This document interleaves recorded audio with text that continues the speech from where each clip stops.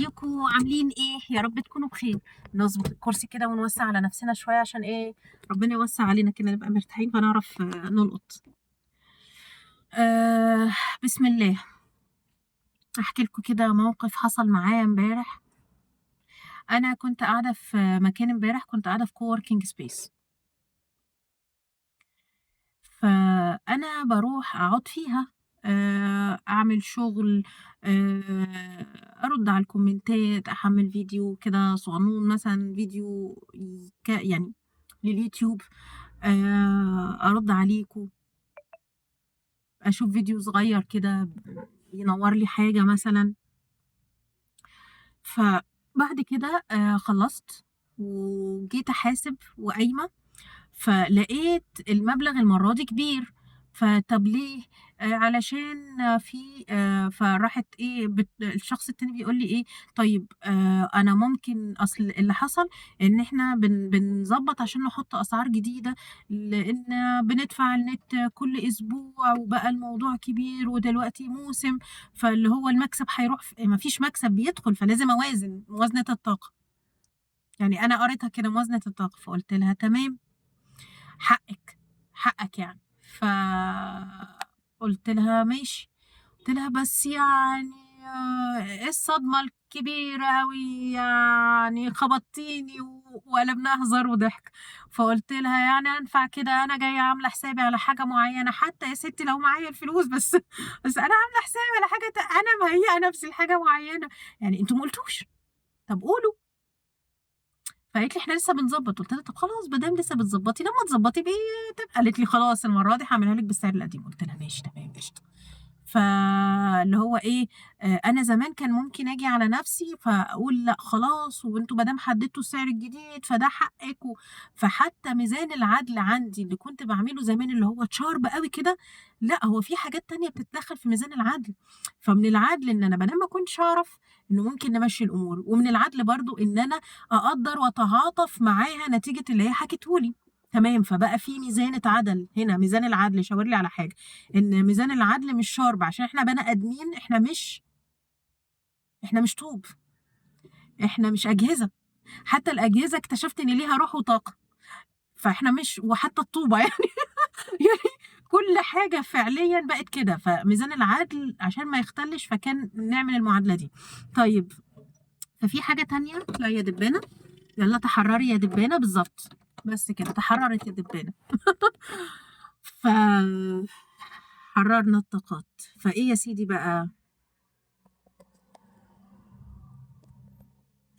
ف تمام، بسم الله الرحمن الرحيم. فده علمني ان ميزان العدل ما بيبقاش شارب قوي زي ما انا قلت، وبيتدخل حاجات تانية فيه انسانية، بس من غير ما انا اجي على نفسي ولا اجي على الاخر. فهنا التوازن بقى، يجي التوازن، قانون التوازن. طيب، وحته قانون التعويض اللي هو ايه، خلاص انت عملتي كده، هنعملها المره دي، بس المره الجايه هندفع، ففي تعويض. في قانون التعويض برضو موجود هنا في حته ان هو ايه، علشان اوازن، لان ده بقى موسم وبقى في سحب على النت وانا بدفع كل اسبوع. فهنا قانون كمان، حته ان هو التعويض داخل فيها معنى برضو التعويض، قانون التعويض. طيب، بعد كده لقيت ان هو ايه، رحت سأله سؤال، علمتني حاجه انا ما كنتش شايفاها، او ما كنتش قاريه تتعمل ازاي او ليه، او فاهمين. اللي هو كأن الرسائل كانت بتجيلك عشان تعدل الحته دي برضو، بس انت مش عارف تقعد وتلقطهم كلهم، ما لقطتهمش، ما قعدتش قاعده ولقطت الرسائل عشان الحاجه دي تتعلمها. فالجسم ما خزنش، فانت عارف الحاجات دي بس متفرقه، جايلك متفرقه، ما لمتهاش كده، ما خزنتهاش في ذاكره الجسد بتاعك. فلقيتها بقول لها بقول لها طيب انت ناويه تعلي السعر؟ قالت لي طيب ممكن يبقى كام؟ راحت ساكته كده، كانت هتقول السعر وبعدين راحت قايله ايه، يعني مش هيعلى قوي، بس هنحاول نوسطن الامور، اللي هو لا احنا نخسر ولا انتوا تخسروا. قلت لها تمام، هقول لكم انا اتعلمت ايه من الكلمتين اللي جايين دول كمان غير الكلمه دي، الجمله دي. فقلت لها طب ماشي حلو. فقلت لها، فانا الكلمتين دول علموني ايه. انا زمان لما يحصل حاجه، مثلا حوار بيني وبين التاني، فالمفروض يتحط وعود. انا كنت فاكره انه لازم يتحط وعود. فهي قالت لي بس معلومة ان السعر هيتغير علشان كذا، فانا تعاطفت، بس مش معنى كده انها تديني رد نهائي مادام هي ما قعدتش مع نفسها وعملت حسبتها وتديني رد بعد كده. فانا اللي كنت بعمله زمان ان انا غلط، يعني اكتشفت ان هو غلط ليا وغلط للشخص التاني، ان احنا لما نبقى داخلين لسه علاقة جديد مثلا، احنا دلوقتي لسه معرفناش افكار بعض، معتقدات بعض، مشاعر بعض، طاقة بعض، هل احنا ماشيين مع بعض في الطاقة ولا لا، مناسبين لبعض ومرتاحين لبعض ولا لا، طاقتنا داعمة لبعض ولا لا، عايزين نكمل اصلا في العلاقة بعد كده ولا لا. احنا ازاي اول ما دخلنا علاقة وارتحنا لبعض نحدد ان احنا هنبقى مع بعض في العلاقة؟ فانا زمان كنت بعمل كده، وبحط بقى توقعات اللي هو ايه، انا دخلنا العلاقه هو هيقدم لي ايه، انا هقدم له ايه، هنكون داعمين لبعض ازاي، الموضوع داخل فيه فلوس ولا داخل فيه عاطفه، ولا احنا بنحكي لبعض بس ولا كله. وكنت فاكره ان لازم كله، كل حاجه بقى تتحط في العلاقه دي، صداقه كله يتحط، حب كله يتحط، معارف كله يتحط. فاللي هو لا، هو في دوائر يا الاء، في اقرب ثم الاقرب ثم الاقرب، والاقرب ثم الاقرب ثم الاقرب بيتحدد، بيجي من بره الدايره الكبيره وبعدين يخش، وبعدين يخش او ما يخشش، او لما يخش الاقي لا اروح مطلعه للدايره اللي بعديها. فده ما بيتحددش من الاول. فهي ما ادتنيش رد وقالت لي ايه الموقف اللي حصل امبارح، ما ادتنيش رد وقالت لي ايه انا هعمل كذا. ما هي ما قعدتش مع نفسها وحست مشاعرها ورتبت افكارها وحددت ايه يناسبها وايه ما يناسبهاش، وايه يناسبنا احنا كمان وايه ما يناسبناش، عشان ما تبقى يبقى في تعاطف، ما تبقاش جايه على نفسها ولا عليا، فيحصل الوضوح العقلي فتقول. فانا امبارح كنت عايزه السرعه تقول، وبعدين هي راحت ساكته كده وفاصله افكارها ومشاعرها وقالت ايه لا انا هقعد واحدد وبعدين اقول. فانا كنت باخد ان الموضوع ده زمان ان هو ايه الشخص ده عملي مش عاطفي. هي مش كده، هو فصل. ده ملوش دعوه ان هو ما يبقاش عاطفي، هو ممكن يبقى عاطفي جدا بس عرف يفصل، عرف يعمل الوضوح العقلي، وراح فاصل وراح قايل ايه لما اوصل لوضوح عقلي هبقى اقول لك، لما اوصل لنتيجه نهائيه بعد الوضوح العقلي هقول لك المناسب. فقالت لي، قلت لها طيب انا لو جيت بكره هتحاسبيني عشان انا، ما انا عايزه احجز معاكم شهر بس انا معيش دلوقتي الفلوس، فانا مكسل لسه هروح اسحب وبعدين اجيلك وبعدين ادفع. فقلت لها طيب هو انا لو انا جيت بكره هتخليني ادفع بالسعر الجديد ولا السعر القديم؟ انا بقولك من دلوقتي ان انا عايزه اشترك. قالت لي، راحت ساكته كده اللي هو ايه كانها كانت هترد طبعا بالسعر القديم، انت عايزه تدفعي، بعدين راحت ساكته كده قالت لي ايه ممكن يبقى بالقديم وممكن يبقى بالجديد. انا كل دقيقه بفكره ومشاعر، هي ما قالتهاش كده بالظبط بس انا قريتها، وكل دقيقه برايي، هي قالتها كده بس هي كل دقيقه بفكر ومشاعر لحد ما تستقر عاطفيا وفكريا ويخلص اللوب، لان في وضوح عقلي فتعرف تقول النتيجه. فانا كل شويه برايي او انا كل شويه بفكره وبشعور لحد ما اقعد مع نفسي واهدى، وبكره اقول لك ايه النظام. فممكن بكره لو انا حددت السعر الجديد هدفعك بالسعر الجديد. فانا كان جاي لي هنا رسالتين، الرساله اللي انا قلتها الاولانيه اللي هو الكام رساله اللي انا قلتهم، وفي رساله جديده كمان اللي هو ايه، انت عايزه الفرصه دي يا الاء، انت اقعدي مع نفسك دلوقتي، لو عندك وضوح عقل ووصلتي للوضوح العقلي هتوصلي ان انت يا تروحي تجيبي الفلوس وتيجي تدفعي قبل ما تحدد السعر الجديد، فالحقي الفرصه، اشتري الفرصه لو هي فرصتك فعلا، يا الا لما تقعدي يعني انت هتقعدي وتهدي وهيطلع لك حاجه من الحالتين دول، يا الا تقولي لا خلاص هو مش مناسب معايا، انا كده كده ما بروحش اقعد كل يوم، بروح اقعد ساعه اقعد نص ساعه، فلما احسب حسبتي هلاقي ان هو ارخص لي لما ادفع المبلغ الكبير لان انا ما بقعدش كل يوم وقت طويل مثلا. بس لو انا قعدت مع نفسي وحسبتها فاللي هو ملوش لازمه، فده احسن لي. فهنا وصلنا للوضوح العقلي. الا يوصلني الحاجه التانيه ان هو ايه، لا انا محتاجه ان انا اشترك الاشتراك الشهري فعلا يبقى احسن لي، علشان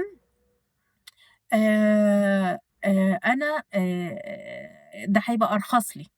فلمّا هاروح بالمشروب بتاعي أو هاروح أدفع بس تَمَن المشروب اللي هو سعره مناسب بالنسبة لي هناك، وهاقعد وآكل حاجة بسيطة معايا فاكهاية مثلًا، بسكوتة معايا كده، أو ساندوتش صغنون مناسب ليّا، وأشرب وأذاكر وأخلّص اللي ورايا وبعدين أقوم.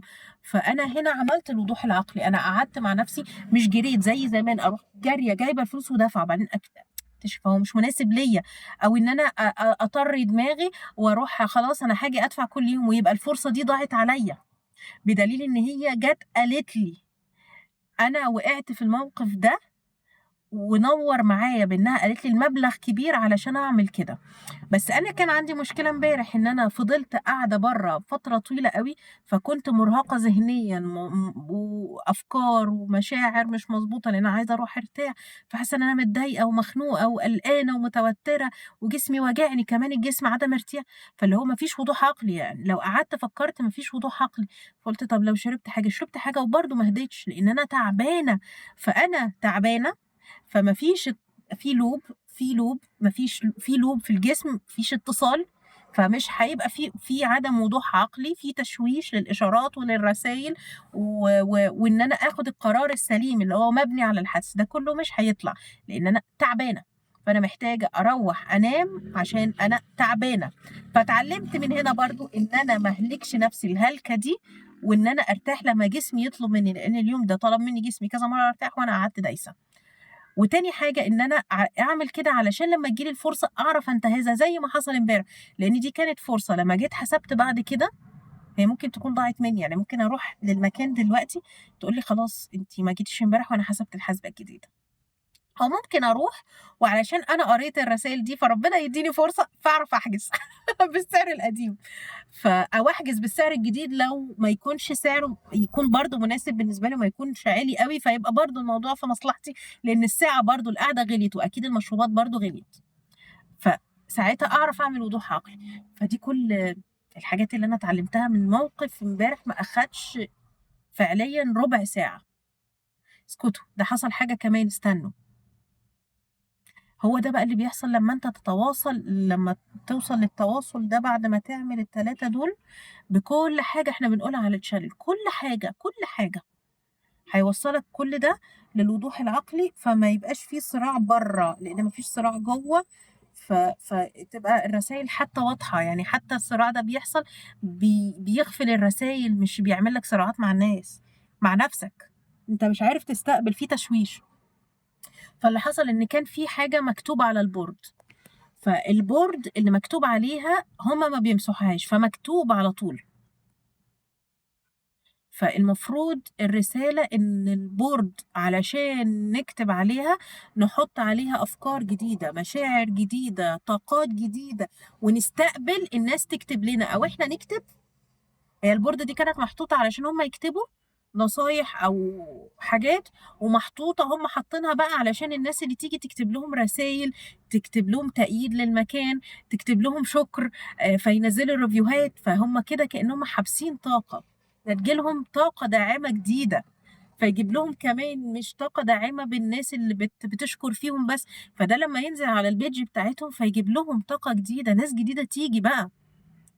طاقة جديدة تخش فعليًا للمكان مش داعمة بكلام بس، يعني داعمة بكلام وبأفكار ومشاعر وناس بتيجي، وده هيفتح لهم علاقات، هيفتح لهم حاجات كتير، مش ناس بس تيجي تدفع فلوس، يفتح لهم إن هو ناس تيجي تدّي عندهم كورسات، ناس تيجي تدّي تتكلم معاهم معارف جديدة، علاقات جديدة، فيعرفوا ناس شغالة في المكان الفلاني، ناس ممكن تساعدهم بحاجة، ناس تبِدّهم بمعلومة، ناس اتصالات، علاقات. طاقات. إيه كمان بقى، فمحتاجين نمسح السبورة من الوقت للتاني، الطاقات القديمة، المشاعر القديمة، الأفكار القديمة، الناس القديمة، التجارب القديمة، الصدمات القديمة، كل حاجة قديمة عشان إحنا نحُط وغيرنا يحُط لنا فينا جديد. طيب إيه كمان قريته من حكاية السبورة؟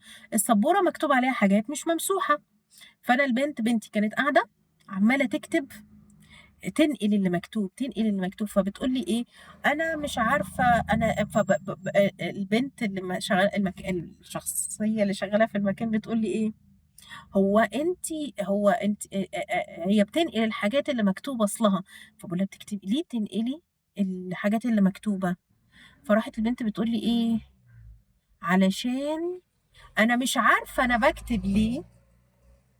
فرُحت إيه، عقلي على طول راح العقل بقى لمّا بيشتغل مش الحدس، راح قايل لي إيه: "هي بتكتب علشان." ورُحت قايلة على طول الرَد، على طول هي أصلها اتعلمت الكتابة جديدة، فهي مبسوطة فبتكتب، بتنقل.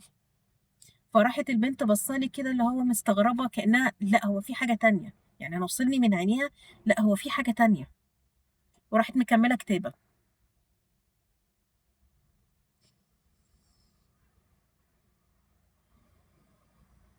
فأنا حسيت كأن وصلني اللي هو الجديد ده، القديم اللي مكتوب ده، اللي أنتِ مكتوب جواكِ مطبوع ده، زي الوساخة اللي حصلت هنا من المَيّة دي، مشاعر، أفكار قديمة، حاجات غير داعمة، صدمات، جروح، أنتِ المفروض تعالجيها فتتمسح، أو يفضل أثر بس ما يبقاش مأثّر عليكِ، يبقى لون بس أنتِ عارفة إنها موجودة، بس أنتِ دفنتِ كل المشاعر والأفكار والصدمات وكل حاجة تبعه قديمة، فما بقاش يأثّر عليكِ، فحدفتيه وراكِ، زي ما باقول ممكن أحدف الطرحة ورا لو ما اتنضفتش عادي بيس. في الفيديو اللي فات قُلت الكلمتين دول.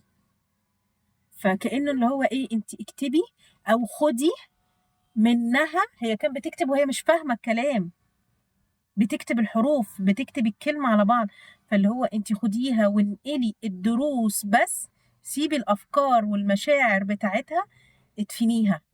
ادفني العلاقات، ادفني الأفكار بتاعتها، المشاعر، الصدمات اللي فعّلتها، الجروح اللي فعّلتها، وخُدي بس الدروس اللي أنتِ طلعتِ بيها وامشي بيها.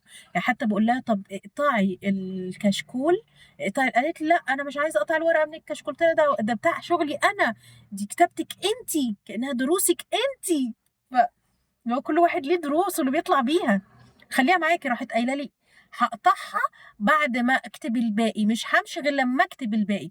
اللي هو لن أبرح حتى، يعني أنا مش هاقوم زي لمّا بنخش في طاقة الصمت وبعدين بيبتدي نقرا ونستقبل الرسايل، فالمفروض ما تقومش وتتفاعل مع الناس وتندمج مع الناس وتعمل علاقات جديدة وتروح شغل جديد بدل اللي أنت سِبته وتخش لطاقات جديدة غير لمّا بعد ما تنضّف وتدفن زي ما إحنا قُلنا واللي إحنا استقبلناه من الرسالة من الموقف ده، وكمان تاخد الرسايل بقى. فراحت واحدة من اللي شغالين في المكان راحت قالت لي إيه: "طب أنا هاعمل حاجة أنا هارحمِك من القعدة دي." قُلت لها إيه، قالت لي: "خدي صورة بالموبايل للسبورة اللي مكتوبة كلّها، للسبورة اللي مكتوبة وهي تنقل زي ما هي عايزة بعد كده بقى، وهي بتكمّل حياتها وإحنا مشينا، أنت بتاخد معاك الرسايل وأنت ماشي." ف فاللي هو إيه، أنا جاية باصوّر بقى كمان، فكان في فوطة على السبورة، فلقيت البنت راحت رافعة السبورة قالت لي: "لأ صوريها كاملة." فأنا اللي هو إيه، صوريها كاملة؟ اللي هو ما تخبّيش حاجة منها، حتى لو أنتِ خايفة تشوفي الصورة كاملة، لأ شوفي الصورة كاملة، خايفة تبُصّي للصدمة دي، لأ بُصّي لها، ما أنتِ هتدفني بعد كده، ما تخافيش، هتمشي بس باللي أنتِ اتعلمتيه بس مش أكتر. ف فدي برضه من الرسايل اللي هو أنا قريت عملي، ممكن حد تاني يشوف الكلام ده ما يفرقش معاه، وممكن تنوّر معاك بطريقة تانية خالص، فأنا هنا باتكلم معاك علشان أنت تتبصّر وتتعلم إزاي أنت تقرا رسايلك اللي جاية لك أنت، بتاعتك أنت، أنا قُلتها فهي بتنوّر لك حاجة. بس أنت لمّا تشوف رسايلك هتنوّر لك أنت حاجات تانية، ولمّا تسمع الرسايل دي منّي، هتنوّر لك أنت حاجة تانية، فتعلّمك إن أنت إيه رسايلك أنت تقراها إزاي أنت بنَفْسك من كلام حد تاني، وبعد كده هتبقى سهل إن أنت تقرا من اللي بيحصل لك أنت بقى، تقرا الطاقة الكبيرة الفعلية اللي جاية لك بتاعتك أنت مخصوص، بس. وقولوا لي الفيديو ده نوّر معاكم إيه، آمم وصّل لكم إيه، نوّر معاكم إيه، بين لكم ايه، فكرتوا بايه بالقديم، فكركم بايه او نور لكم بايه بالحاجات اللي انتوا عديتوا بيها، عن العملية الخيميائية اللي احنا بنعملها، عن ازاي نوصل للوضوح العقلي، عن الاتصال والانفصال بنفسنا وبالكون وبكل حاجة، وبالرسائل اللي بتجيلنا. ان الرسائل ممكن تبان بالنسبة لنا عادي، وغيرنا يقراها كرسالة، او العكس. ممكن الرسالة تجيلي بشكل وتجيلك بشكل آخر. واحنا طول الوقت كمان بيبقى حوالينا رسائل، واحنا لو مش متصلين، الين واليانج مظبوطين جوانا واحنا موازنين بينهم ومش متصلين بالذات العليا، مش هنعرف نقراها ولا هنعرف اصلا انها رسالة، او لو جات لنا مش هنقدر نفهمها. بس واشوفكم بقى الفيديو الجاي، يلا سلام. صباحكم فل الفل.